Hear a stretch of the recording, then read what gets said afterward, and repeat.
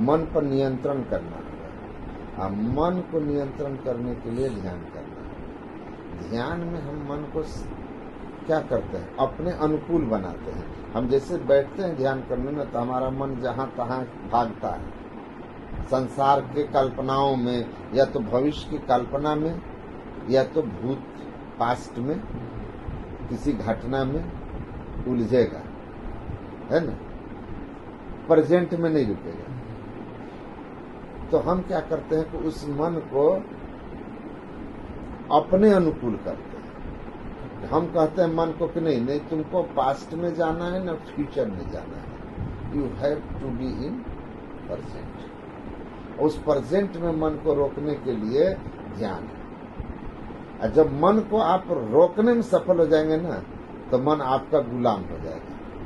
वो अब आप जैसा चाहेंगे वैसा उसके द्वारा प्रतिक्रिया होगी, क्रिया प्रतिक्रिया वो करेगा। अभी आपके हिसाब से नहीं करता है, बाद में आपको अफसोस होगा कि बेकार हम ऐसा बोल दिए, नहीं बोलना था, बेकार हम उसके साथ ऐसा कर दिए, नहीं करना था। ईगो बस आप भले जाके सॉरी मत बोलिए, लेकिन आप अंदर में फील करेंगे कि हमसे मिस हो गया, अब नहीं होना चाहिए, लेकिन फिर आगे होगा क्योंकि आपका मन बस में है नहीं। और ध्यान मन को नियंत्रण करना है। कबीर साहब कहते हैं ना, तन धर सुखिया काहू न देखा, जो दुख देखा सो दुखिया। अंत में कहते हैं, कहे कबीर सकल जग दुखिया, संत सुखी मन जीती। मना एव मनुष्य नाम कारणम बन मोक्ष। ध्यान इसीलिए है। तो ध्यान में हम क्या करते हैं, पहले सीधा मन रुकेगा नहीं, एकदम शून्यगत ध्यानम निर्विषयम मन ध्यानम शून्यगतम मन सीधा शून्यगत नहीं होगा, मतलब एकदम निर्विचार नहीं होगा। तो उसको क्या करते हैं, पहले मन किसी भगवान के नाम में उसको लगा करके फंसाते हैं, फिर धीरे धीरे वहां से हटा करके उस नाम से संबंधित रूप में लगा देते हैं, जिस रूप में जिनकी श्रद्धा होती है, या गुरु जिस रूप को बताते हैं या जिस मंत्र को, तो उसमें हम उसमें लगाते हैं। तो क्या होता है, रूप में मन सिमट जाता है। तो एक रूप को देख रहे, तो हजारों रूप का चिंतन होता था, कभी दादा, कभी नाना, कभी मौसी, कभी मम्मी, कभी पति, कभी पत्नी, कभी बच्चे, कभी रिश्ते, अनेक चेहरे सामने आ रहे हैं चिंतन में, और उसको एक किसी रूप में स्थिर किए। और जिनका रूप का ध्यान करेंगे ना, उनका गुण भी आप में आएगा। जान लीजिए, सामने तस्वीर अगर लगी हो ना दुर्गा माँ का और इधर किसी फिल्म हीरोइन का, दोनों को देख करके मन एक जैसा चिंतन करेगा? नहीं करेगा, क्योंकि दोनों का चित्र में उनका चरित्र भी साथ ही साथ होगा। जो उन्होंने चरित्र किया है वो चरित्र आपके सामने आएगा और उसके अनुसार आपके मन की भावनाएं बनेंगी। तो किसी महापुरुष का, किसी भगवान का जो रूप इस संसार में अवतार लेकर आए थे, उनका रूप का ध्यान करते हैं तो फिर हमारा मन उसी तरह पवित्र होता है, पवित्रता आती है। तब रूप को भी छोड़ देते हैं ना, तो अब न मंत्र जप कर रहे हैं, न किसी रूप का ध्यान कर रहे हैं, बिल्कुल अंधकार में देखते हैं और मन में कोई ख्याल आए, हटा हटा करके अंधकार में देख रहे हैं। वो देखने की एक टेक्निक होती है, देखने की। जैसे टेक्निक से देखेंगे ना, दोनों आंखों के बीच में सामने देखने का निर्दिष्ट स्थान होता है, दीक्षा लेने वाले को समझा दिया जाता है। और जैसे देखेंगे ना, तो ये आपकी दृष्टि जो फैली हुई है ना, अभी सुई में धागा डालते हैं ना, तो क्या करते हैं, नजर को समेट के सुई के छेद में ले आते हैं। मतलब नजर फैली हुई है, नजर सिमटती भी है। तो दोनों दृष्टि धारे अभी समानांतर जा रही है। और जब इसको निर्दिष्ट स्थान पर देखिएगा ना, और कोई ख्याल मन में हटाते जाइएगा, दोनों दृष्टि जाकर आपस में सट जाएगी। ये निगेटिव एक पॉजिटिव धारा की तरह सटेगी ना, स्पार्क होगा। स्थिर हो जाएगी ना, तो बल्ब जलता है, वैसे लाइट जलेगा, एकदम ज्योतिर्मय बिंदु। तेजो ध्यानम परम बिंदु विश्वात हृदय संस्थितम, अंत प्रकाश होगा। अभी जो अंधकार देख रहे हैं ना, प्रकाश होगा। ये जो तीसरा नेत्र है ना आपका, शिव नेत्र, अभी बंद है, वो खुल जाएगा। गुरु भेद देवे सार खुले बंद समद्वार। ये जब खुल जाता है ना, तब फिर आपके अंदर अद्भुत शक्ति सामर्थ्य, जब से भी सामर्थ्य आती है, मंत्र में भी मन टिक जाए ना, बहुत अंदर में सामर्थ्य आ जाता है। रूप में भी मन की स्थिरता में बड़ी सामर्थ्य आती है। ताकत मन में होती है, पर बिखरा हुआ है, इसलिए कमजोर है। आप सोए हुए हैं, एक हाथ पकड़ के कोई इधर खींच रहा, कोई इधर खींच रहा, कोई एक पैर इधर खींच रहा, कोई इधर खींच रहा। आप कितनों बड़े पहलवान है ना, हालत बिगड़ जाएगा आपका। लेकिन आप उठ के खड़े हो जाओ और दोनों हाथ से जब पकड़ दोगे ना, तो आपके शरीर की सारी शक्ति दोनों हाथ के माध्यम से उस आदमी पर लगेगा, उसको हिला डुला कर रख दीजिएगा। वैसे दोनों दृष्टिधारों को जब समेट करके ले जाइएगा ना, शरीर की शक्ति आपकी अद्भुत हो जाएगी, आत्मा की शक्ति प्रकट होने लगेगी। वो ईश्वर अंश जीव अविनाशी जो ईश्वरीय शक्ति से युक्त है, पर शरीर इंद्रियों में फैलकर संसार में एकदम सा कमजोर पड़ा हुआ है, तब उसकी शक्ति बढ़ती है।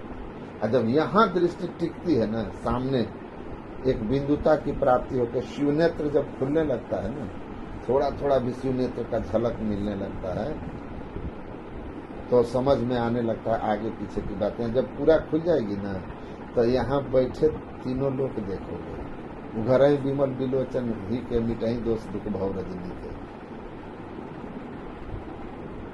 मन की बात जानने लगे। गुरु महाराज महर्षि में ही परमहंस जी महाराज बैठे बैठे दुनिया के बारे में बोल देते।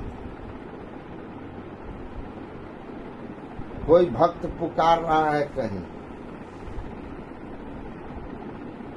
और यहीं से खबर कर देते थे, उसको लिख दीजिए। एक आदमी दल पूड़ी बनाने के लिए घर में सोचा कि दल पूड़ी बना करके ले जाएंगे, और फिर बोला कि छोड़ देते हैं, आज नहीं कल ले जाएंगे, सब कुछ तैयार करके रखा था। ये अपना सेवक को भेज दिए कि दल पूड़ी का निमंत्रण दे के लाया नहीं। अब वो दल पूड़ी बनाने के लिए पति पत्नी घर में विचार किए हैं, उनको पता चल गया। अब वो उनका निमंत्रण स्वीकार कर लिए और कह दिए कि हमारे लिए अभी भोजन मत बनाना, और उधर वो लोग निर्णय कैंसिल कर लिए, कह जा भेजा कि गुरु महाराज बोले कि दल पूड़ी लेके आने वाले थे, आप लोग बैठे हुए हैं आशा में, तो सब कुछ रेडी था, फटाफट 2-4 बनाया, भागलपुर शहर से लेके आया, तब खाया। तो ये जो है ना, यहाँ से शुरू होता है। और वो लोग तो संत थे, बहुत ऊंचाई होती है उनकी। यहाँ जब खुलने लगेगा ना, तो आप किसी आदमी को यहीं से ट्रेस कर लोगे, किसी आदमी के मन पर नियंत्रण कर लोगे, उसके विचार को अपने हिसाब से कर दोगे। लेकिन क्या होता है कि वशीकरण का उपयोग करके किसी के मन को अगर आप चेंज कर रहे हैं, तो वो कालांतर में बुरा परिणाम लाता है। भीतर से परिवर्तन लाना, भीतर से उसके विवेक को जगा करके जब उसको परिवर्तित कर दीजिएगा ना, तो उसके जीवन में क्रांतिकारी घटनाएं होगी, क्रांति आ जाएगी जीवन में। तो कभी कभी संत लोग करते हैं,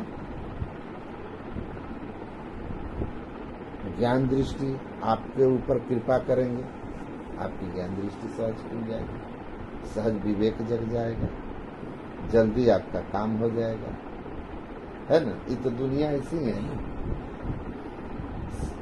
संत समझाते हैं कि आपके पास सामर्थ्य हो तो उसका प्रदर्शन नहीं करना चाहिए। गुरु महाराज अति सामर्थ्यवान थे, किसी के बारे में कोई आता था आशीर्वाद मांगने, तो कहते थे मैं प्रार्थना करता हूँ ईश्वर से, गुरुदेव से, कि आपका काम हो जाए। कह दिए होगा, उनके ही वाणी जो आ गई उसी से होगा, किए वही है, पर क्रेडिट नहीं लेंगे।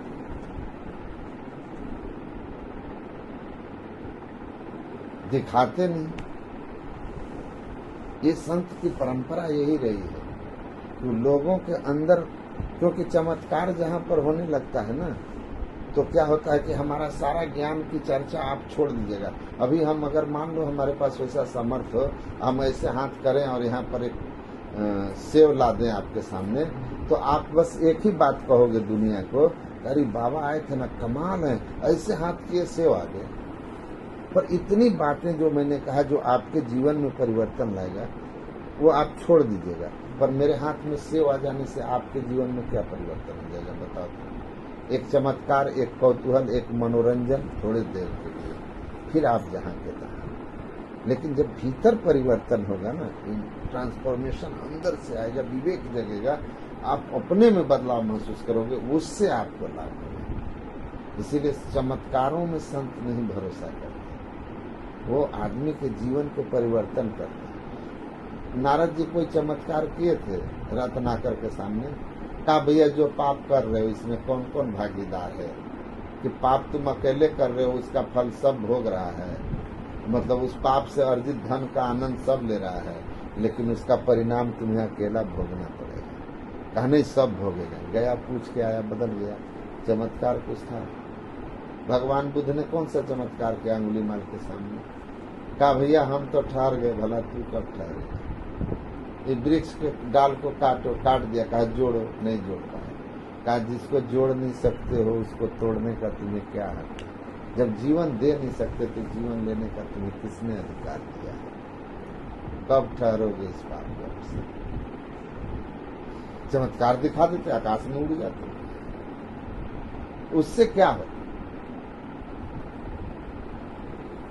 डरा करके किसी को आप बस में कर सकते हो, परिवर्तन नहीं कर सकते। परिवर्तन तो होता है ज्ञान से, प्रेम से। ये संत यही किए। तो सत्संग, ध्यान करना, खान पान पवित्र रखना और ईमानदारी से काम करो, तब देखो कितना आपके जीवन में सुकून होगा, चैन होगा, आनंद में रहोगे। भीतर से मस्त, हमेशा बस यही लगेगा अरे छोड़ो ना, लेट गो हो जाएंगे आप, छोड़ो ना भगवान जो करें, छोड़ो ना गुरु जी के हाथ में है। बस जो सेंटर पॉइंट आप अपने को मान रहे थे ना, हर उपलब्धि के लिए और हर नाकामी के लिए, वो सेंटर पॉइंट जो है ना, वो पोल शिफ्ट होकर गुरु महाराज में चला गया, ईश्वर पर चला गया। तो आप उपलब्धि के लिए भी मस्त और फेल्योर और सक्सेस दोनों के लिए उधर भेज दिए हो। आप मस्ती में जी रहे हो, बाबूजी समझेंगे, समझे ना? ये हो जाता है, एक अलग ही माइंड सेट हो जाएगा और एक अलग जिंदगी हो जाती है। कुछ ना मन में कुछ है?